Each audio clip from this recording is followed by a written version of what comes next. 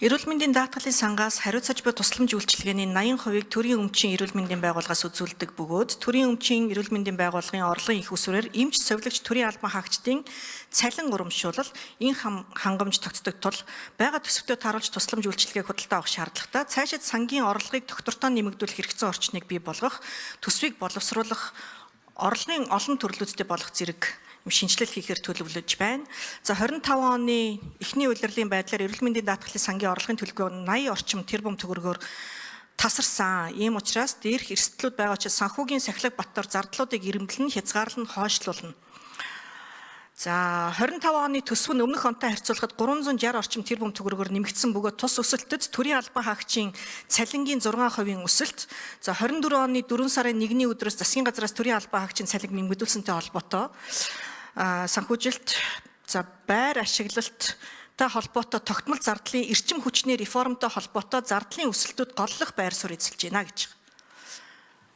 Урсгал зардал төрийн албан хаагчдын цалин хөлс юмнуудаа яагаад шимтгэл төлөгчдийн сангаас төлдөг юм бэ гэдэг энэ нэгдүгээр асуудал.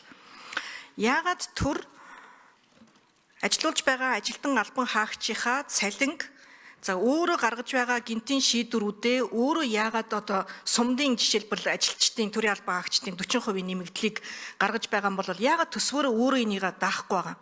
Яагаад шимтгэл төлөгчдийн бүрдүүлж байгаа сангаас энэхүү одоо асуудлуудыг оруулаад байгаа юм бэ? Энэ бүхэн чинь өөрөө эргээд энэ сангийн алдагдлалд хүрэж байгаа шүү дээ. Ер нь бол энэ тоон дээр энэ цагаан дээр хараар бичсэн байгаа асуудлыг би сая хэлж байна. Тэгэхээр энэ асуудал шийдэгдэхгүй. Энэ хിവэрэ байх юм бол та бүхэн маань энэ сангийн орлогын одоо нэмэгдүүлнэ гэж штэ. Сая бол нэмэгдүүлсэн.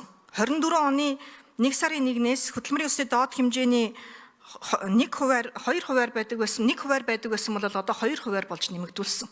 За 4 сарын 1-ээс дахиад хөдөлмөрийн өсний доод хэмжээг нэмэгдүүлсэн байгаа тий.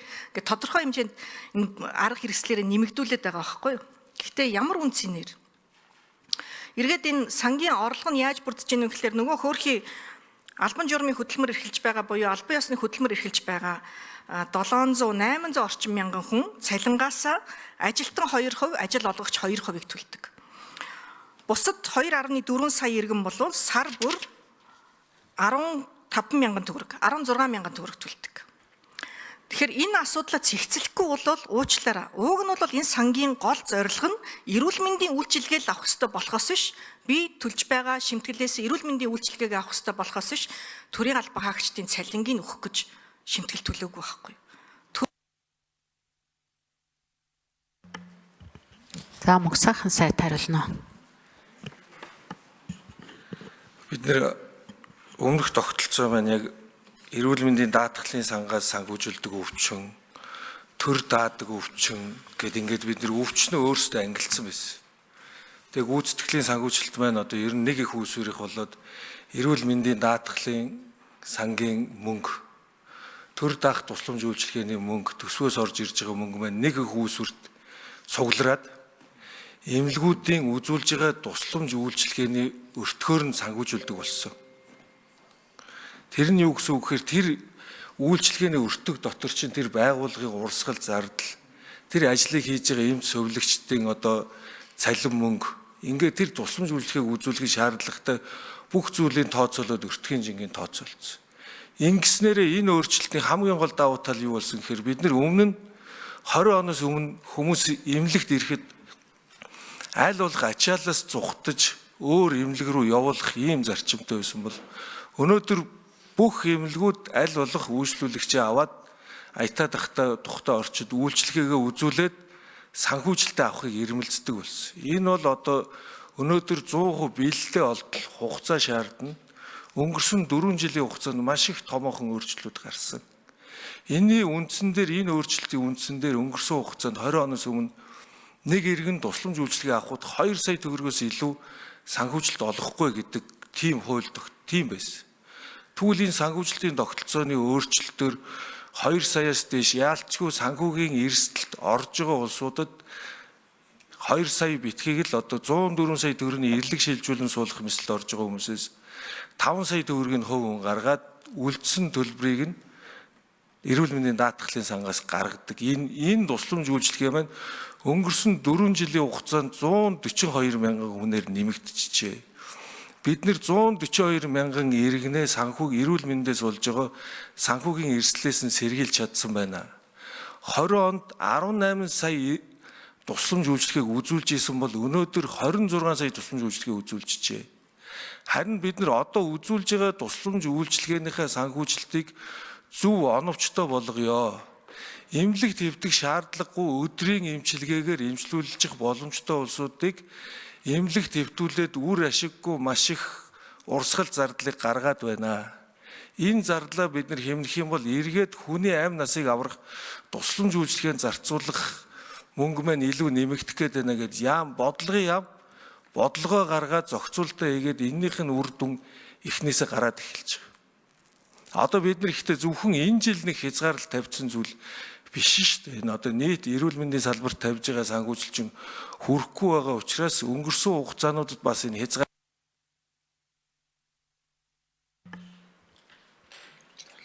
За тодорлого авахгүй байх шүү дээ. Тэгээрээ бол байхгүй юм лээ. За тодорлогдтой авч за. 1 минут тодорхойл. Төрийн албан хаагчдын цалингийн өсөлт болон эрчим хүчний реформтой холбоотой өссөн зардлууд голлох үүрэг хүлээж байгаа учраас төсөв маань өөрөө хүрэлцэхгүй байна гэдэг дүгнэлтийг энэ цаасан дээр ирүүлсэн байна. Тэгэхээр эдгээр асуудлыг төсвөөсөө даах ёстой асуудлаа тусдаа дааж явахгүй юм бол энэ сангаар эдгээр асуудлууд чинь угаасаа хэцүү. Эдгээр зардлууд чинь өсөн нэмэгдсэн учраас иргэд өнөөдөр эрүүл мэндийн үйлчилгээгээ бүрэн дүүрэн авч чадахгүй байна л гэсэн үг байхгүй да. Бэлэн биш байна. Хяналт тавьж байгаа гэсэн энэ дээр нэг асуулт тавьмаар байна. Эрүүл мэндийн үйлчилгээтэй холбоотой авж байгаа энэ нэхэмжлэлийг 35% одоо хяналт хийж байгаа гэсэн хэдэн зөрчилтэй гарсан бэ?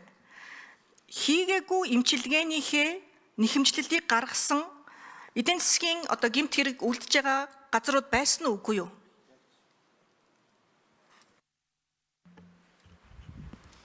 За ажлын хэсгээс хариулахын их бол дарагт 6 дугаар микрофон.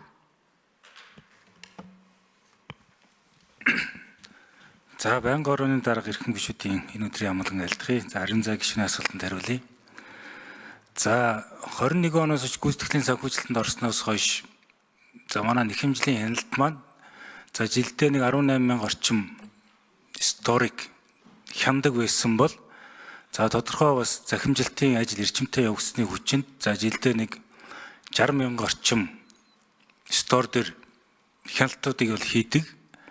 За энэ маань ихэвчлэн одоо улсын томоохон эмнэлгүүд дээр энэ хэмжлийн хяналтууд бол хийгддэг.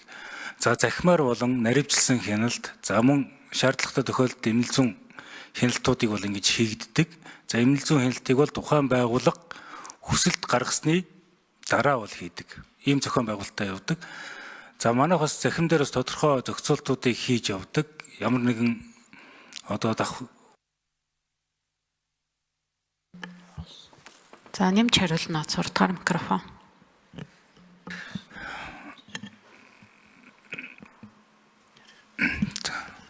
За энэ ч бол тодорхой зөрчлүүдийг бол бүртгэе явдаг. За мэдээж оншийн давхардал байх юм бол энэ маань одоо манай зөрчлийн сан руу бол ингээд нэмэгдээ явдаг. За яг наривчлсан тоог бол би бас энэ санах надад байхгүй байна. Энийг бас бичгээр танд хургуулж болно. За мөн ялангуяа бид бүхэн энэ санхүүжилтэн дээр нөгөө тухайн байгууллагын санхүүжилт өмнөх сарынхаас тодорхой хуваар нэмэгдэх юм бол энэ маань манай сан дээр бүртгэгдээд ингээд алдааны сан руу бас ороод идэг. За энэ алдааны сан ингээд нэмэгдээд авах юм бол бид бүхэн бас тодорхой хэмжээний захим дээр аларм буюу одоо ийм анхааруулга асдаг. Энэ дээр давхар хяналтуудыг бол хийгээ явдаг гэсэн. За нийт нэхэмжлийн хяналтын 5 орчим хувь нь бол 21 оноос хойш хяналт хийгдсэний үр дүнд 5 орчим хувь нь бол хасагддаг. Энэ маань юу гэсэн үг гэхээр 2 орчим хувь.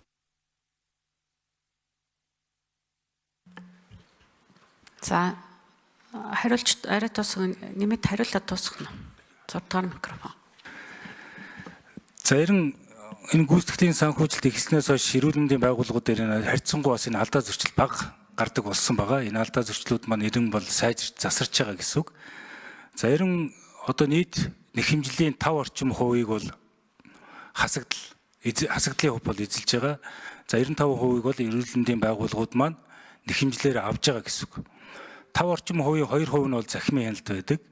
За 2 орчим хувь нь бол наривчлсан хяналт, 1 орчим хувь нь одоо нөгөө давхардал ямар нэгэн алдаа зөрчлийн хувь бол эзэлж явдаг. Нийтдээ дээдлийн хувь бол нэхэмжлийн алдааны дээдлийн хувь бол нэг 5 орчим хувийн хасалт хяналт шинжилгээгээр хасагддаг гэсэн юм тоо баримтдаг.